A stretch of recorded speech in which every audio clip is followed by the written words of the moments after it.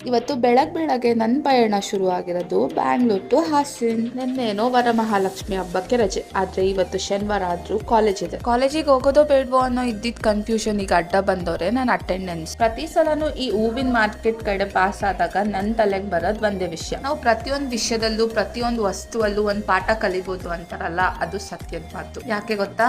ಇಲ್ಲಿಟ್ಟಿರುವ ಹೂಗಳ ಸುತ್ತಮುತ್ತ ಜಾಗ ನೋಡಿ. ಅದೀಗ ಎಷ್ಟೇ ಗಲೀಜಲ್ಲಿ ಇರ್ಬೋದು, ಆದ್ರೆ ಆ ಹೂಗಳನ್ನ ಅಲ್ಲಿಂದ ಕೊಂಡ್ಕೊಂಡ್ಮೇಲೆ ಚರ್ಚ್ ಇಲ್ಲ ದೇವಸ್ಥಾನ ಅಲಂಕಾರಕ್ಕೋ ಇಲ್ಲ ಯಾರಿಗಾದ್ರೂ ಬರ್ಡೇ ವಿಶಸ್ ತಿಳ್ಸಕ್ಕೆ ಬೊಕ್ಕೆ ಆಗೋ ಯೂಸ್ ಆಗುತ್ತೆ. ಅದೇ ರೀತಿ ನಮ್ ಜೀವನನು ಒಂದಲ್ಲ ಒಂದಿನ ಒಳ್ಳೆ ದಿನ ಬಂದೇ ಬರುತ್ತೆ. ಆತರ ಒಳ್ಳೆ ದಿನ ಬರೋ ತನಕ ನಮ್ ದಾರಿಲಿ ಬಂದಿದ್ನೆಲ್ಲ ಸಂತೋಷದಿಂದ ಸ್ವೀಕರಿಸಿ ಬೇರೆಯವ್ರಿಗೂ ಅದನ್ನೇ ಹೇಳ್ಕೊಡುವ. ಹಾಗೆ ನಮ್ ಸಿಂಧು ಅವರು ಬ್ರೇಕ್ಫಾಸ್ಟ್ ಗೆ ಕಡುಬು ತಂದಿದ್ರು, ತರೋದಿಲ್ದಿರ ನಮ್ಗೆ ತಿನ್ಸಿದ್ರು ಕೂಡ. ಅದ್ರ ಜೊತೆಗೆ ನಿನ್ನೆ ಆಚರಿಸಿರೋ ಹಬ್ಬಕ್ಕೆ ಬಳೆ ತೊಟ್ಕೊಂಡಿದ್ವಿ ಅಂತ ಆ ಮೂಮೆಂಟ್ ನು ಕ್ಯಾಪ್ಚರ್ ಮಾಡ್ಕೊಂಡ್ವಿ. ಇನ್ನೇನಪ್ಪ ಕ್ಲಾಸಸ್ ಎಲ್ಲ ಮುಗ್ದು ಕಾಲೇಜ್ ಬಿಡ್ತು ಅನ್ನೋಷ್ಟರಲ್ಲಿ ನಾನು ಮತ್ತೆ